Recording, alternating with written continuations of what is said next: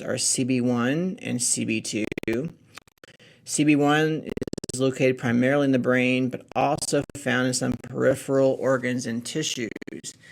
Organs like the spleen, also in white blood cells, the endocrine glands, reproductive system, gastrointestinal tract, and urinary tract. And so what we have here is just a couple of little brief images just to illustrate what we're talking about here in terms of CB1 receptors and CB2 receptors. Now you're going to learn more in this lecture and future lectures about what exactly binds to these receptors, but we have an endogenous cannabinoid system. We have cannabinoids that are made by our bodies, anandamide and 2-AG that naturally bind to these receptors.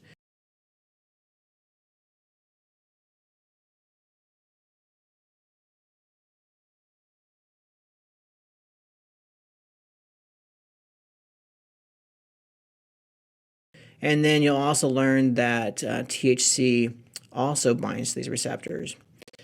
And also CBD, but in very sort of minor way.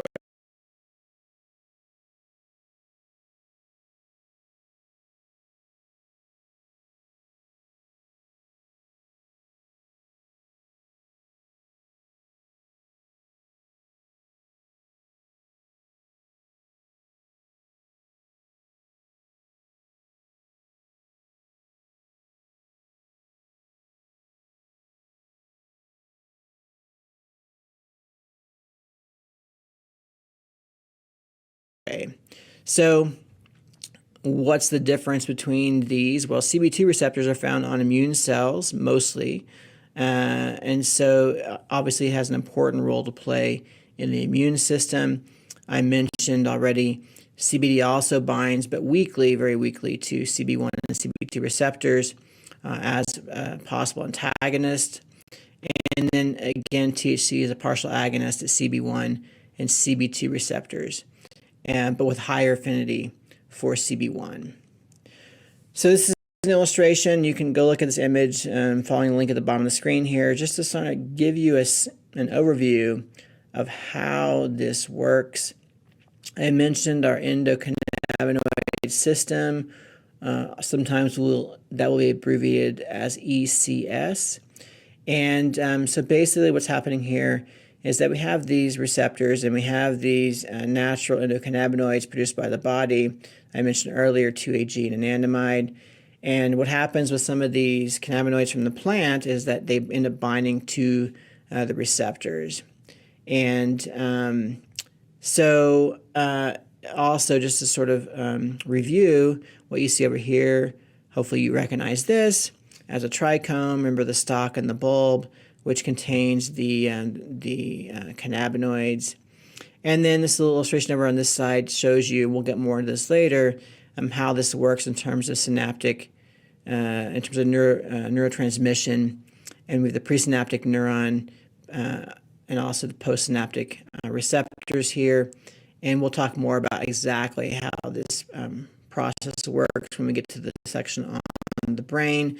And then finally over here you see that yes, receptors are pretty dense in the brain, especially with CB1. There are also some CB2 receptors and again playing more of a role in the immune system in the brain. But importantly, both CB1 and CB2 receptors throughout the body in the periphery, which is what we're focused on in this lecture. So what are the major effects of cannabis on human physiology? And this is just like the 10,000 foot overview for you, but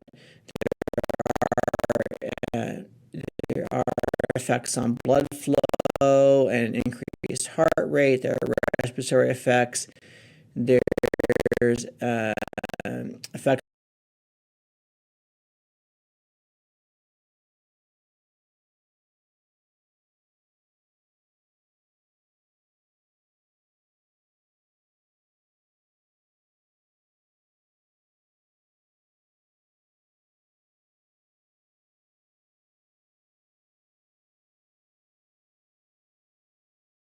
on appetite, on the immune system, on the digestive system. I believe it's module, 14, maybe 13. We will talk about the gut microbiome and the impact of cannabinoids on the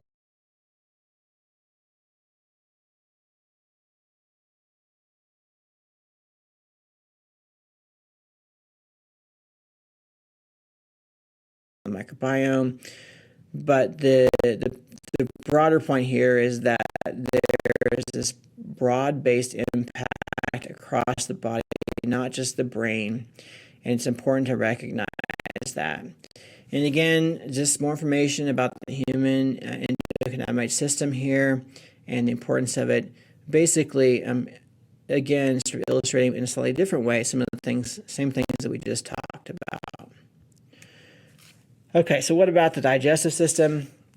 Well, preclinical studies suggest that endocannabinoids, again, these are the cannabinoids made by inside our bodies, are involved in a lot of different digestive functions, and everything from nausea to food intake, again, gut microbiome, gut-brain signaling, intestinal inflammation, and permeability. So cannabinoids can play a pretty important role in these functions. And so the idea here is when we see that endocannabinoids are important for something, that also suggests that cannabinoids from plant material or plant extract may also impact some of these same functions. And in fact, you see over here a table from this paper cited here, just showing some of the studies that have been done in terms of the impact of marijuana or cannabis on gastrointestinal function, symptoms, or disease. So, okay. What about cannabidiol or CBD in the digestive system? Well, there's been some suggestion that CBD reduces intestinal inflammation via neuroimmune effects. Coming from a study of humans with ulcerative colitis and mice with lipopolysaccharide or LPS-induced intestinal inflammation. And so not a lot of research, but some research here on CBD and intestinal inflammation. And some of that has been used as the sort of basis to suggest that maybe CBD might have some role in terms of treatment for inflammatory bowel disease.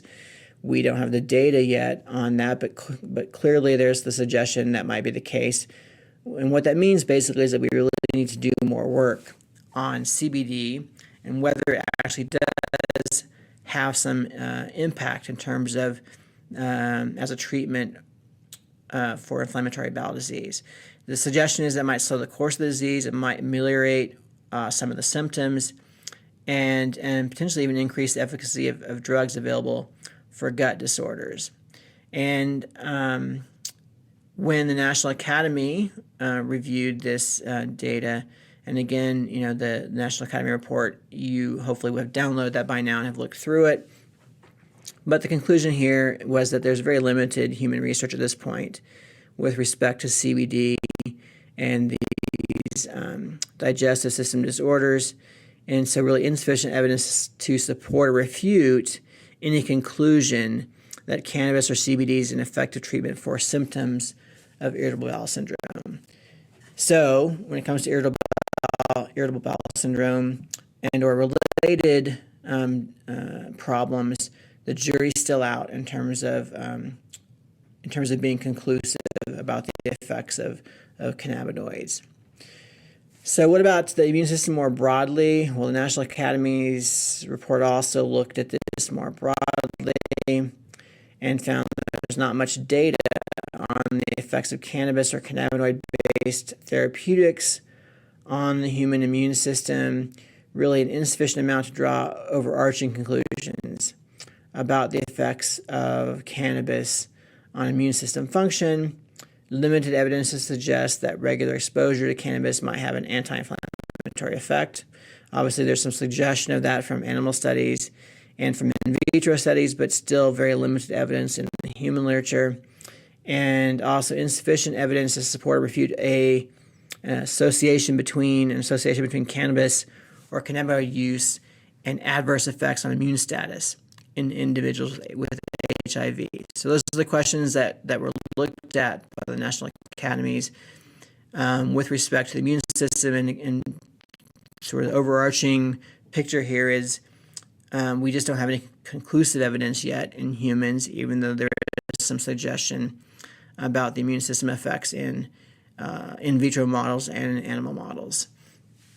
So when it comes to preclinical research, we do know that immune cells express CB2 receptors and also probably CB1 receptors. We do know that endocannabinoids can modulate these immune functions through cannabinoid receptors. And it seems pretty obvious then that exogenous cannabinoids, so cannabinoids you might take from or ingest or inhale or administer from cannabis products, may also disturb or somehow tweak or change this sort of homeostatic immune balance. So the point here is that endocannabinoids seem to be modulators of the immune system. It makes sense then that other cannabinoids would potentially modulate the immune system. And there's a number of different ways that might happen, and people are still trying to work out the mechanisms, but it may impact basically inflammation is what the thinking is on this. And you can see, or if you want to read more, there's some citations there at the bottom of the screen. Okay, so what about treatment potential? The thing here, of course, and this is sort of a recurring theme, we have some work out there in terms of animal models and in vitro or models in a cell dish about looking at liver injury, looking at arthritis, looking at colitis, MS, cancers, other inflammatory disorders, but not a lot of research in humans. And this kind of an overview of how CB1 and CB2 modulators and or endocannabinoids may impact these different sort of inflammatory states. And there's a number of papers out there like this that sort of theorize and hypothesize about how these things might work in terms of these inflammatory conditions. So what about the respiratory system? National academies found substantial evidence of an association between cannabis smoking and respiratory symptoms. What we're talking about here basically is chronic bronchitis, right? So it makes sense if you pretty much anything that might irritate the lungs could impact or influence or exacerbate bronchitis. Moderate evidence of an association between cannabis smoking and improved airway dynamics with acute but not chronic use, which is kind of interesting. Moderate evidence of association between cessation of cannabis use and improved respiratory symptoms. It makes sense, of course, that if you stop using or smoking cannabis, your bronchitis is going to get, your lung irritation will get better. Limited evidence of an association between cannabis smoking and increased risk of COPD when controlling for tobacco use. This is limited evidence and very much an open kind of question, although some of the more recent stuff does not support an association between COPD and cannabis use. And no or insufficient evidence of an association between cannabis smoking and hospital admissions for COPD or asthma development or exacerbation. So this just kind of gives you a sense, this paper here, about what we're talking about in terms of respiratory effects. And this is basically comparing cannabis use and cough and sputum wheezing, and basically showing again that you see some effects of cannabis use on the respiratory system on some of these sort of basic things, and again suggesting some irritation kinds of effects, which makes sense when you're inhaling something like this. So what about appetite? The National Academies report found limited evidence that cannabis and oral cannabinoids were effective for increasing appetite and decreasing weight loss associated with HIV and AIDS, and insufficient evidence to support or refute the conclusion that cannabinoids are an effective treatment for cancer-associated anorexia, cachexia. So again, it may stimulate appetite, but whether or not that translates through to increases in weight gain or decreasing weight loss does not necessarily seem to be the case. And so it's a little bit contradictory in terms of the popular perception. Okay, so what about applications in terms of appetite and obesity? What's interesting here, and we'll talk more about this in the module on obesity and type 2 diabetes. What's interesting is that the epidemiological evidence suggests that the prevalence of obesity is actually lower in cannabis users as compared to non-users. And so what are some possible explanations? Again, we'll get more into this later, but it's possible other cannabinoids play an important role here. It's possible that sort of secondary effects related to reductions in stress or mood changes might play an important role. Perhaps some effects more directly on the role on insulin resistance, and or some effects via exercise. And again, we'll talk more about this in the module on obesity and type 2 diabetes. What about the reproductive system? Well, we'll talk more about risks in terms of pregnancy, but high doses does appear to cause have some impact on growth and malformations in animals. But epidemiological studies basically